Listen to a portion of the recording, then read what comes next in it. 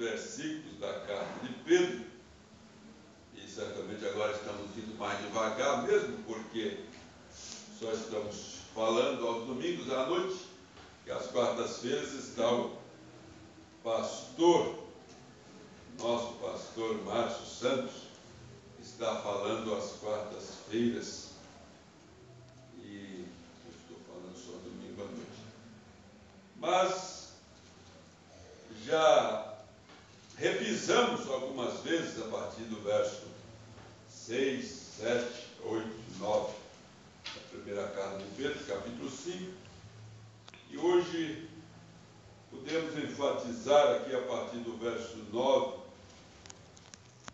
que diz, continuando a ideia que vinha já do verso 8, que diz que o inimigo, o adversário, que é o Satanás, anda em derredor, bramando como um leão, buscando a quem possa tragar, ao qual resistir firmes na fé.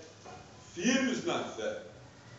Paulo, lá na carta aos Efésios, no capítulo 6, ele fala do escudo da fé, fala da fé como um escudo. Um escudo, né?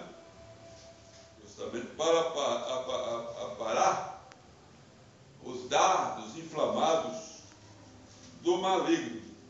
E aqui diz, na primeira carta de Pedro, capítulo 5, verso 9, diz, ao qual resistir firmes na fé, sabendo que as mesmas aflições se cumprem entre os vossos irmãos no mundo. Quer dizer, as aflições não são só nossas, todos os nossos irmãos, todos os cristãos sofrem aflições e perseguições e provações. Paulo disse na carta a Timóteo que todo aquele que quiser servir a Deus piamente, sofrerá perseguição. O inimigo, ele não poupou nem Jesus, aliás, muito mais Jesus. O adversário atacou Jesus, e Jesus resistiu firme na fé. Ele trouxe alguns argumentos fortes. Jesus estava com fome, depois de 40 dias sem comer. Ele veio e disse, se tu és o Filho de Deus, mande que estas pedras se transformem em pães. Jesus Cristo disse, nem só de pão vive o homem, mas de toda a palavra que sai da boca de Deus. A palavra é alimento. Aliás, Jesus disse isso, não só aqui, mas disse também lá na história, na sua conversa com a samaritana, capítulo 4 de João, quando os discípulos chegaram e disseram, come, mestre. E ele disse, uma comida eu tenho para comer, vocês não conhecem, não é? E a comida, ele disse, é fazer a vontade do Pai, em primeiro lugar. Ele estava ali numa missão tão importante que não estava nem sentindo fome. Então Jesus, ele resistiu ao inimigo e resistiu também esses desejos da carne. Se tu és o Filho de Deus, mande que essas pedras se transformem em pães. E Jesus tinha poder para fazer isso, mas não fez. Ele não queria fazer a vontade de Satanás. E Satanás continuou tentando Jesus, levou Jesus lá ao pináculo do templo em Jerusalém, e disse, se tu és o Filho de Deus, pula daqui abaixo, porque está escrito, e está escrito mesmo, o diabo conhece a Bíblia, dará ordens a teu respeito para que não aconteça nada de mal contigo, né? Mas Jesus Cristo disse, também está escrito, não tentarás o Senhor teu Deus.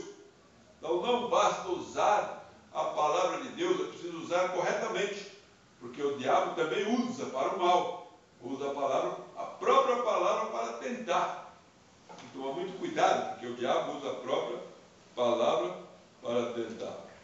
E depois ele também mostrou as riquezas deste mundo para Jesus e disse: tudo isso te darei, se prostrado me adorares. E Jesus: vai, Satanás, porque está escrito: adorarás só o Senhor teu Deus, só a Ele darás louvor. Então, isso que Pedro falou aqui foi o que Jesus fez. Resistir, firmes na fé. É preciso resistir. Não se pode brincar com o inimigo.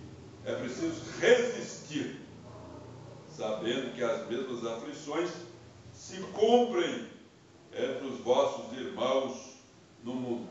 Todos os cristãos são tentados, são provados, têm aflições, como Jesus Cristo disse lá em João 16, 33.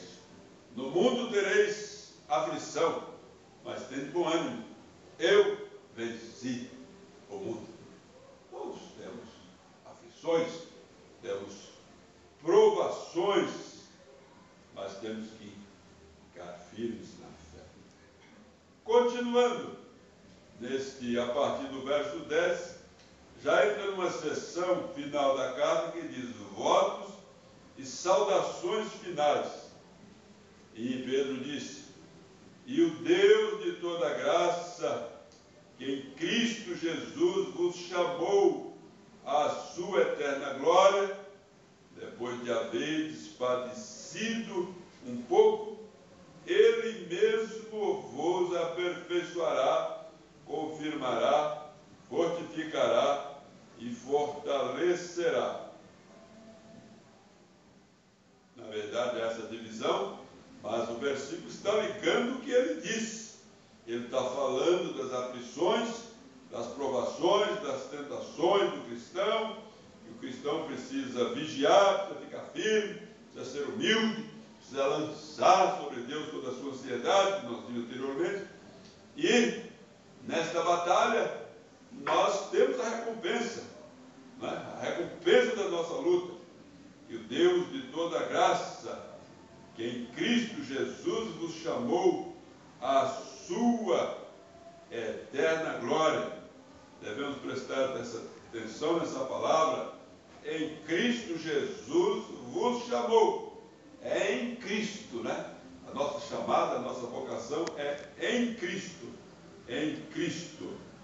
E o Deus de toda graça, que em Cristo Jesus vos chamou à sua eterna glória. Porque Jesus já está na glória. E nós em esperança também podemos dizer que estamos, porque chegaremos lá. Enquanto estamos aqui, já desfrutamos um pouco desta glória. Depois de haver padecido um pouco, está falando do nosso sofrimento. E ele diz um pouco, porque o nosso sofrimento não chega nem um pouco em comparação ao sofrimento que o próprio Senhor Jesus sofreu. Depois de haver padecido um pouco, falando conosco, depois de haver, ou depois de vocês terem padecido um pouco, Ele mesmo vos aperfeiçoará. Jesus, Ele mesmo nos aperfeiçoará, confirmará, fortificará, fortalecerá.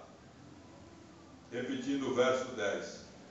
E o Deus de toda graça, que em Cristo Jesus vos chamou à sua eterna glória, depois de haveres padecido um pouco, Ele mesmo vos aperfeiçoará. Ele mesmo, Deus, Ele mesmo vos aperfeiçoará, confirmará e fortalecerá. fortalecerá. E o verso 11 diz: a Ele seja a glória e o poderio para todos sempre. A Ele nós vencemos, por Ele. A nossa vitória está nele. Nós temos que lutar, mas não devemos nos gloriar. Não podemos dizer que vencemos pela nossa força, embora há um mandamento para nos esforçarmos. Esforçai-vos, né? Resistir o diabo, ele fugirá de vós. Mas a glória pertence a Deus. A Ele seja a glória e o poderio para todos sempre. Amém. Agora sim, Pedro entra nas saudações. Primeiro ele diz aqui no verso 12: por Silvano, provavelmente seja até o mesmo Silas, companheiro de Paulo no tempo. Pedro diz: por Silvano, vosso fiel irmão, como cuido, escrevi abreviadamente. Entendemos que Silvano era o portador da carta.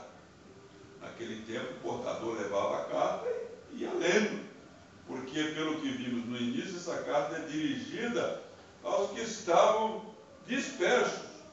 No capítulo 1, no verso 1, nós vemos: Pedro, apóstolo de Jesus Cristo, aos estrangeiros dispersos no Ponto, Galácia, Capadócia, Ásia e Bitínia.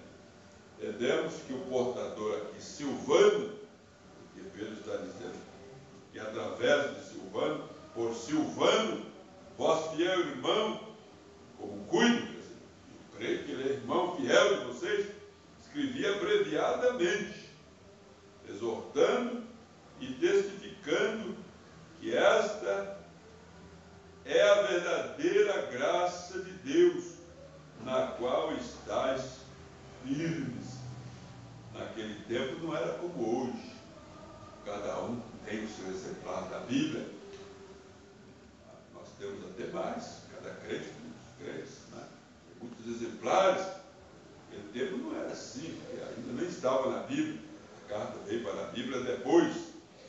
Os pais da igreja se reuniram e fizeram a escolha quais documentos, quais escritos fariam parte do cânon sagrado. Mas, enquanto isso, o portador da carta certamente lia para um, lia para outro, ou então entregou a alguém que tinha essa responsabilidade, porque essa carta devia circular então, porque uma carta dirigida a muita gente, né?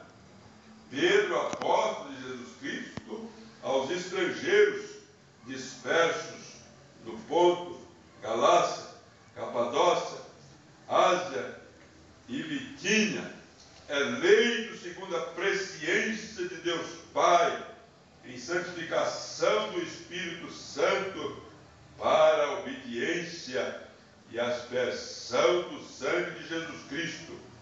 Graça e paz vos seja multiplicada. Então, a preocupação de Pedro, que não sabemos onde ele estava,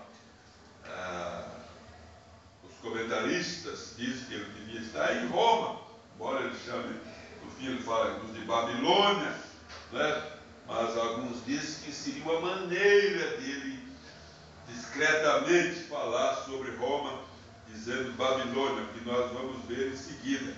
Depois dele dizer aqui no verso 12, por Silvano, vosso fiel irmão, como cuido, escrevi abreviadamente, exortando e testificando que esta carta, né, que esta é a verdadeira graça de Deus, na qual estáis firmes.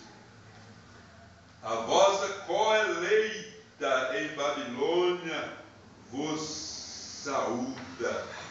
E meu filho Marcos, que acompanhou Paulo na primeira viagem missionária e que agora está aqui, né, junto com Pedro, porque ele diz no verso 13, a vossa coeleita em Babilônia vos saúda. E meu filho Marcos, Saudai-vos uns aos outros com ósculo de caridade. Ósculo de caridade. Beijo. Santo. Saudai-vos uns aos outros com ósculo de caridade.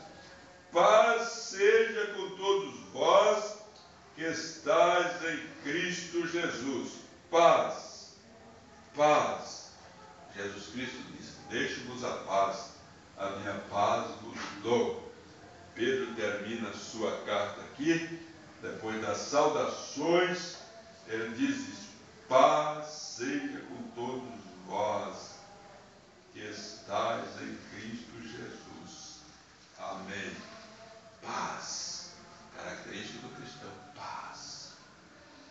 Só com a paz de Cristo nós podemos vencer nesse mundo.